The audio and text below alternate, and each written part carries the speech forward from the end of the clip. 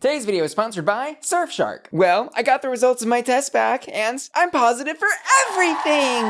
Hi, Ugly. It's me, Bussy, and welcome back to Hat or Rat. And today we'll be reviewing the premiere of RuPaul's Drag Race UK Season 4. And you know the season's gonna be good because RuPaul's already talking about coffee enemas. I'll take two. Today our newest batch of test subjects did a Spice Girls inspired photo shoot for the mini challenge. And in the main challenge they served not one, but two looks. Keeping it 100, a BBC TV inspired look to celebrate the BBC's 100th anniversary. And who are signature drag with their charisma, uniqueness, nerve, and talent on full display. And we've also got some tea to sip, so we'll be breaking down each queen's looks and taking sips along the way as we progress through the video. But first, did you know that you can watch every season of RuPaul's Drag Race ever just by visiting another country? Which is a lot easier to do than it sounds with the help of today's video sponsor and award-winning VPN, Surfshark. Here's how it works. Click the link in the description of this video to get Surfshark, then check out your favorite streaming platform's geo restrictions. Next, surf on over to Argentina, for example, with just a click. And bada bing, bada boom, content unlocked. Thanks, Surfshark. And even better than unlocking content from around the world, Surfshark can help keep you safe online by blocking ads and trackers. Plus, Surfshark can help protect your internet traffic from the prying eyes of snoopers on public Wi-Fi, and even your very own ISP, who, by the way, can see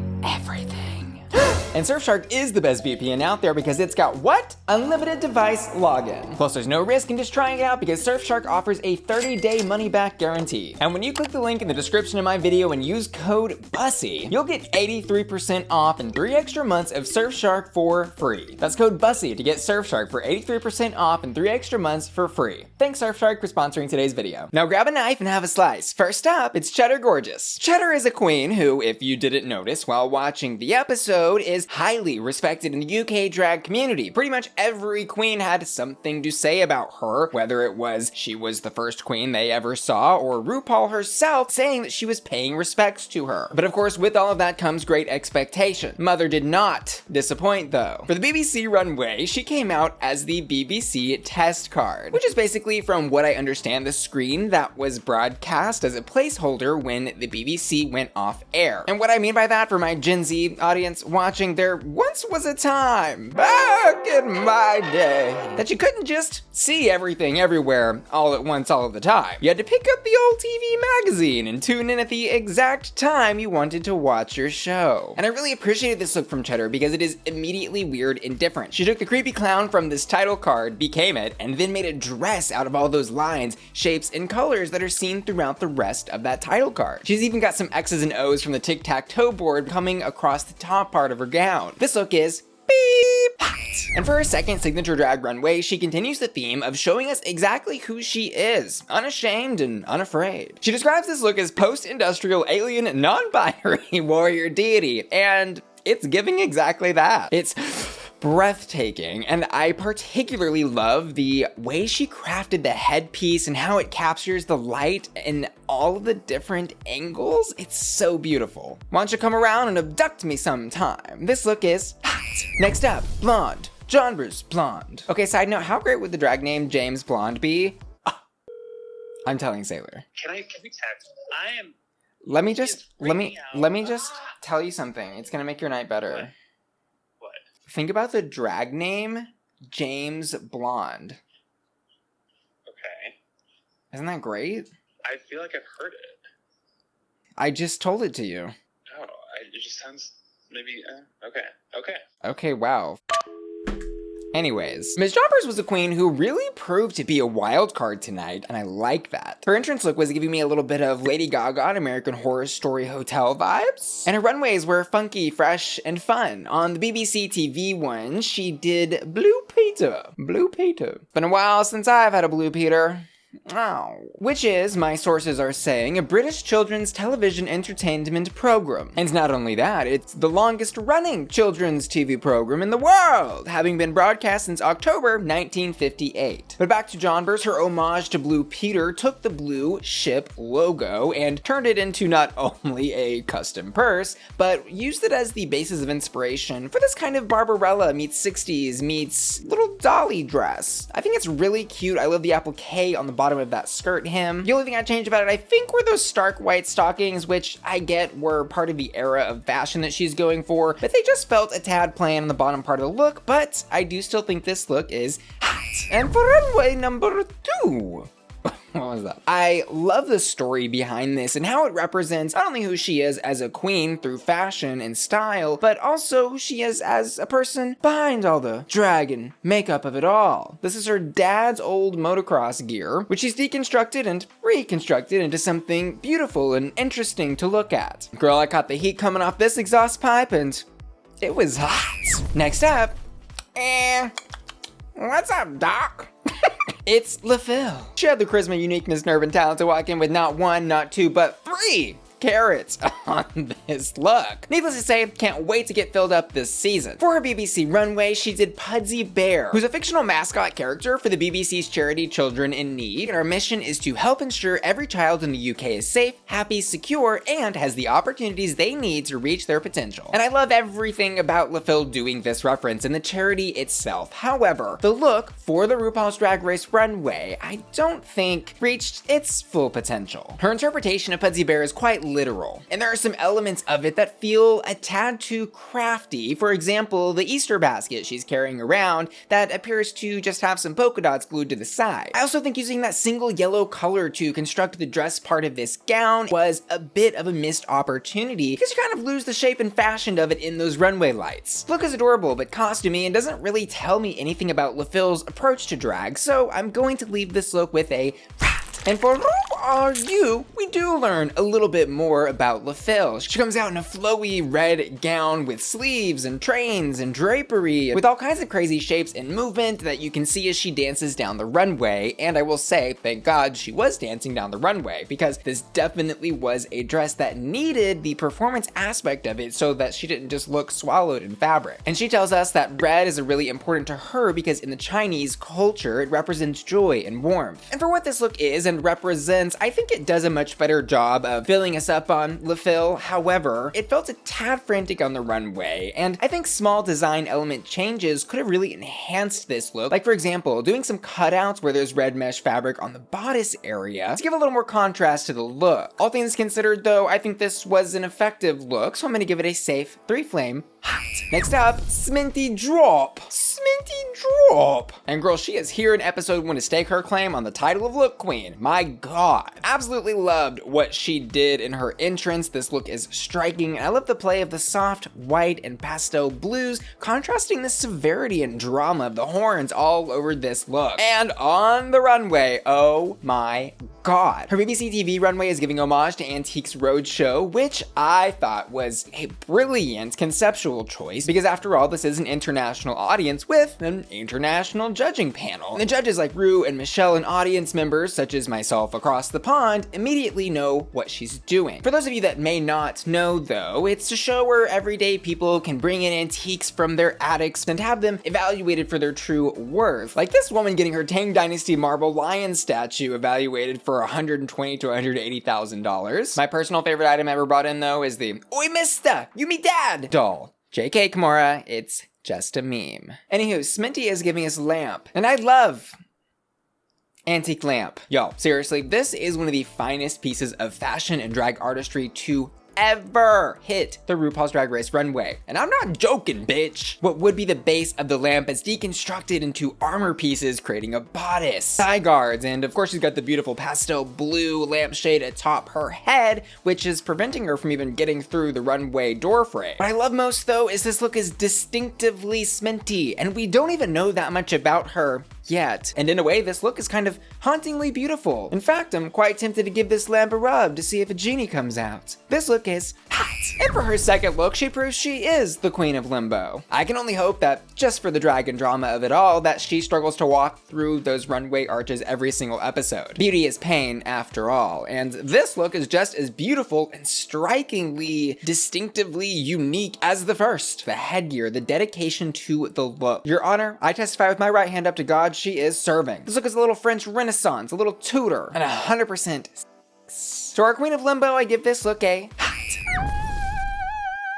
Next up, it's Baby. And her BBC TV runway is paying homage to Rastamouse, who, oh my god, has gotta be one of the cutest little characters I've ever seen. And Rastamouse, I've learned, was a stop-motion animated children's show on BBC from the years of 2012 to 2015. And this look, I'll say, is relatively simple, but so is the reference. And I love that the more you look at this look, the more detailed it actually gets. She's turned that plain white t-shirt that Rastamouse was wearing into a fishnet dress with a little bikini underneath. And I love the use of that fabric pattern on the Marshall hat. Her hair is gorgeous with those gold jewels in it, and a beautiful silky cape or duvet, perhaps, that she's carrying down the runway with her. I think she 100% here hit the reference and told us exactly who she is as a queen. This look is hot.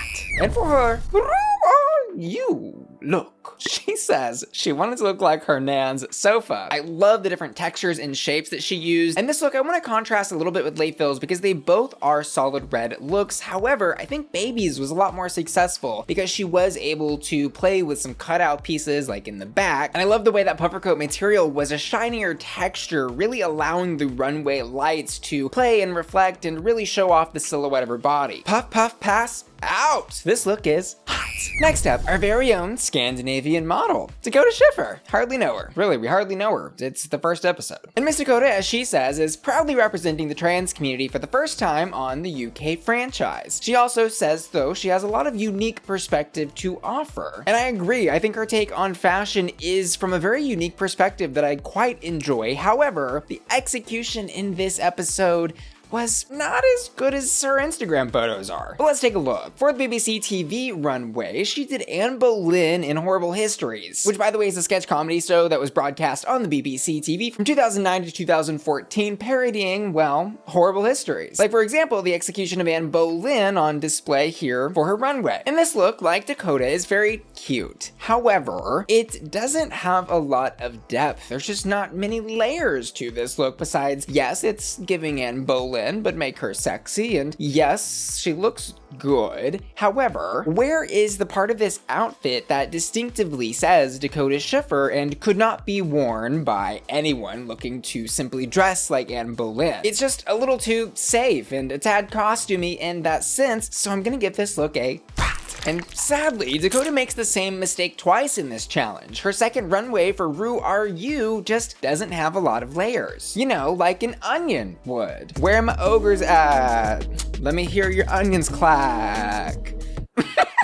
This look, again, like her first, is giving a tad costumey. Anyone could wear this cute little 80s prom dress, and anyone, and many have, worn this Anastasia type of winter hat. She's got an 80s prom to attend at 5 p.m., but has to walk 10 miles in the snow, uphill both ways. And I hope for her sake she makes it to prom, but this look is a I do want to comment though, I really enjoyed her on my TV. I think she's got a great little personality. However, has she had enough time in the oven as a queen to really develop and own that unique perspective? Guess we'll see. And next up, Danny Beard. Danny Beard.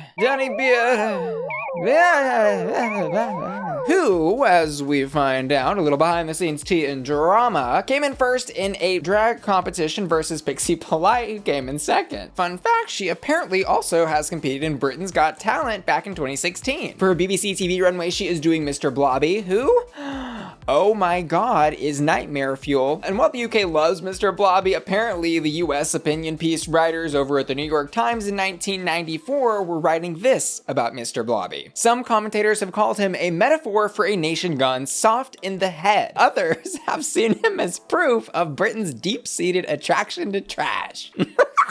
Iconic. Anyways, Danny Beard's interpretation of Mr. Blobby is spot on. It's giving 60s Valley of the Dolls meets Lee Bowery Club Kid in the 90s. It's super fun and 100% has that gender bendy aspect that Danny Beard brings to pretty much every look that she serves. I absolutely adore the delicate femininity contrasting with the harsh masculinity of this look. Danny Beard, this look is hot.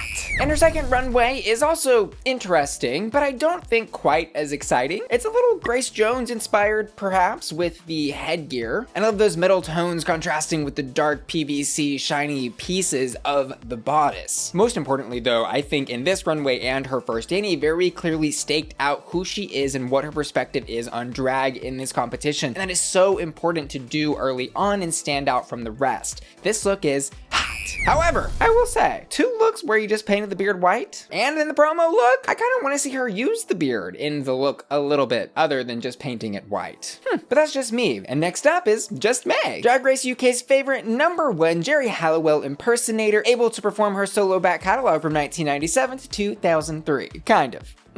This is a queen who out the door felt like she was being thrown so many bones, but failed to catch them. I mean, the mini challenge was literally inspired by the Spice Girls, and for someone who loves Jerry Halliwell so much so as to make her entire drag persona about impersonating Jerry Halliwell, I don't know, thought maybe she could have won that. Anyways, let's move into her runways. For BBC TV, she is giving us the bust of Queen Victoria from EastEnders. You ain't my mother! Yes, I am! I love culture. So this look, did anyone else immediately think of Bag of Chips Oscars look?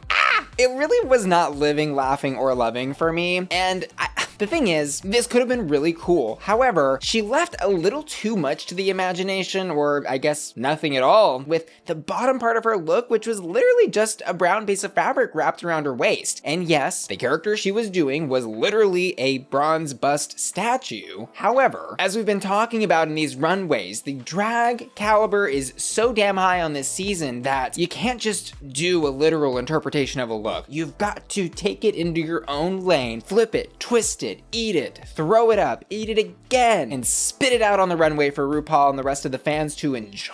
This look was lacking more than just construction. It was a rat. And for her Ru Are You runway, this was another look that really was not that bad. It accomplished, I think, what she set out to do. I just don't think that she set out to do a lot with the look. It's a cute gown giving Union Jack flag meets Just May with her face printed all over the fabric. The other thing I kind of noticed with May is I feel that she's very stuck in the joke of herself being the joke. And I want another layer beyond just May. I want the April showers that lead to May. I want the hot summers, the cold winters, and the spring.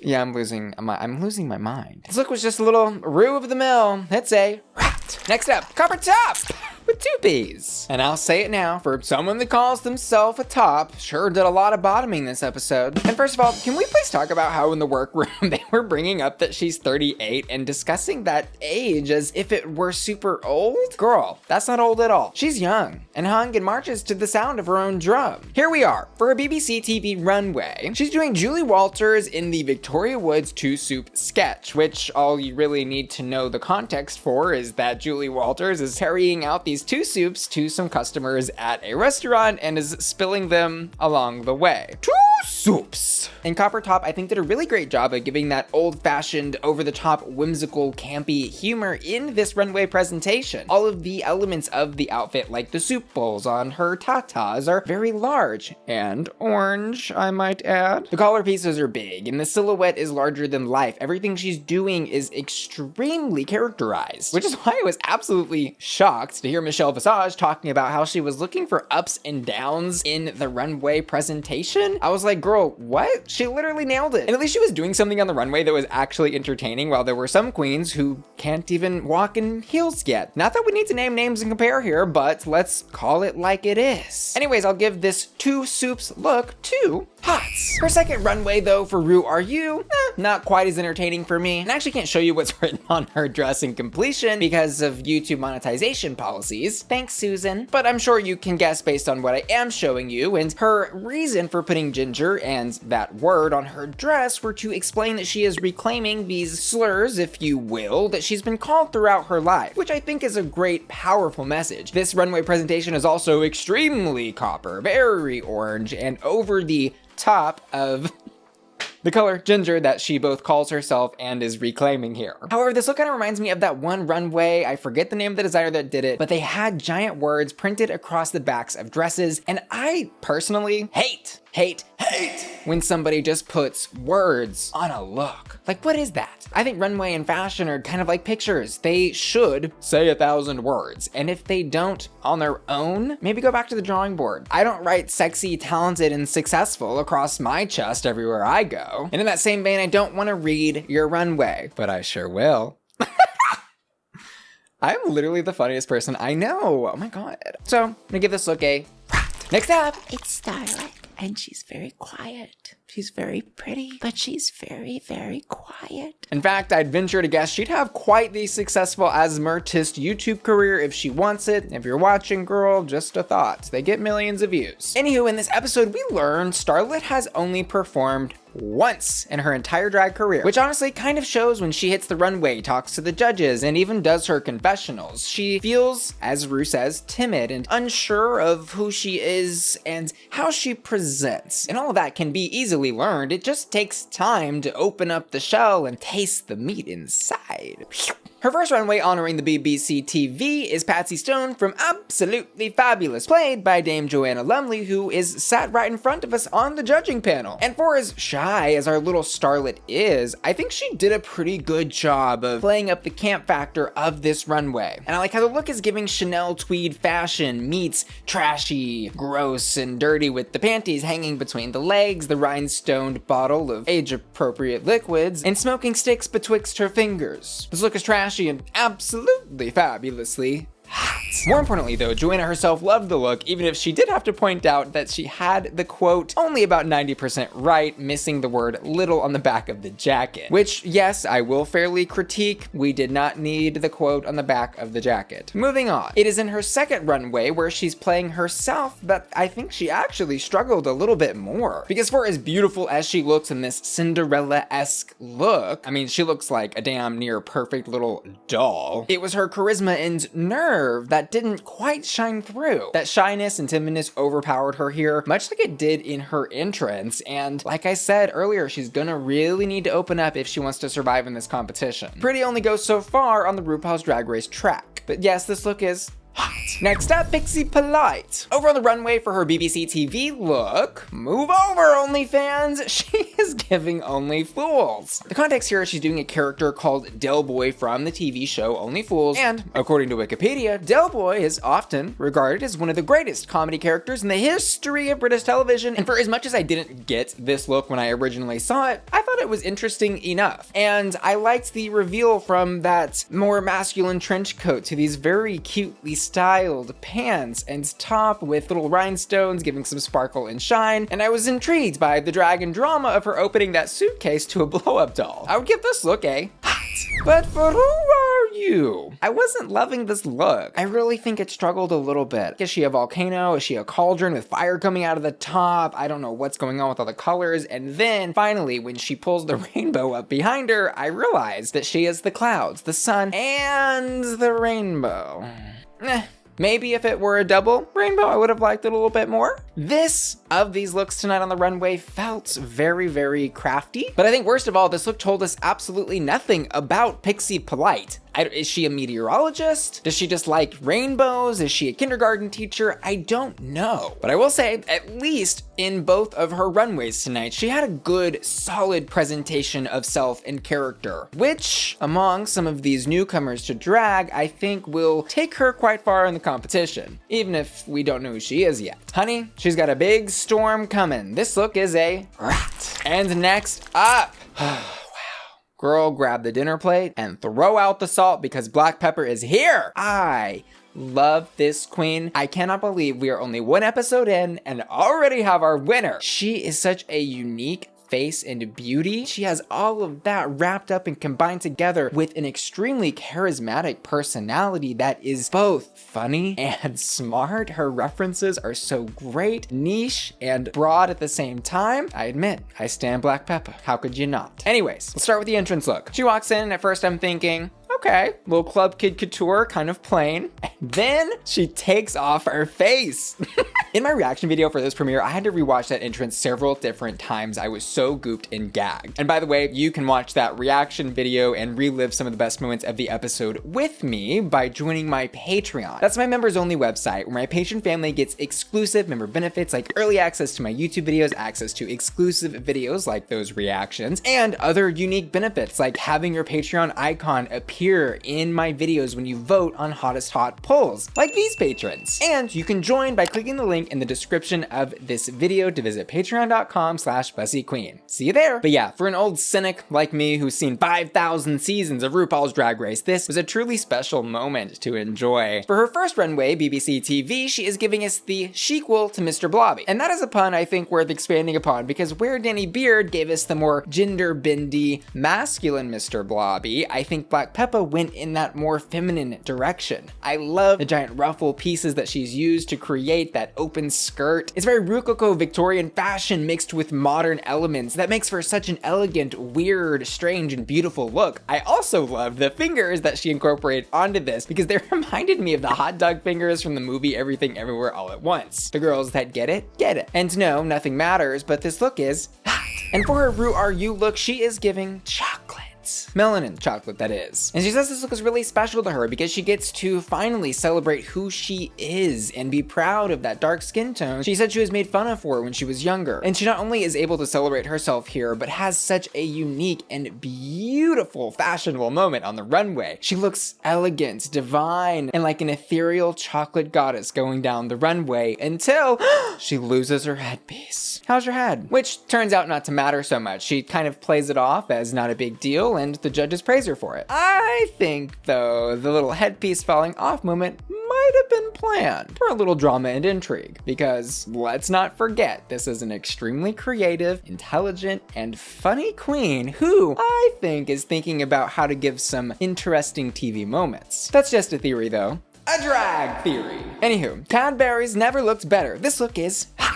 See, I know British things. And I've got to say, oh my god, what a beautiful display of drag, talent, and fashion on this runway tonight. The girls really turned it out. I think this was easily the best and most fashionable premiere episode we've seen across the Drag Race UK franchise ever. I loved it. And the win, rightly so, I think, goes to Black Peppa this episode, which means, yes, she won the mini challenge and the maxi on the premiere. Guess two faces are better than one. And in the bottom three this episode, we have Copper Topp, Dakota Schiffer, and Just May. Dakota and Just May end up lip syncing, which I agree were definitely of the bottoms tonight, but I did not understand the placement of Copper Topp there with them. And lip sync, which I did react to over on my Patreon, results in Dakota Schiffer staying. And this decision I do very much agree with. I think Just May appeared to give up or just not really show that she truly wanted to be there. And while Dakota, sure, could have had some better dance skills, I think she really succeeded in showing the judges that she was not ready to go home. But I'd love to know what y'all think, so don't forget to let me know down in the comments below. Who do you think should have won? Who should have been in the bottom two? And who should have gone home? And finally, for my hottest hots this episode, in the BBC TV runway category, I'm going to give it to Sminty Drop. And for Ru Are You, Black Peppa. I also asked my patrons to vote on their hottest hots, and it seems we're in agreement today. They also voted for Sminty and Black Peppa. And finally, I want to say thanks so much to you for watching today's video and give an extra special shout out to today's video sponsor, Surfshark, who you can check out using the link in the description of this video. And I want to give you a quick reminder, I've just activated channel memberships. You can click the join button next to subscribe to get special channel member benefits, like cute flame icons next to your name when you leave comments on my videos, and your name in the description if you join the bus driver tier. I also want to give a special shout out to Shauna Blackwood and Jacob Surratt, who just joined my Patreon at the hot and hottest hot tiers.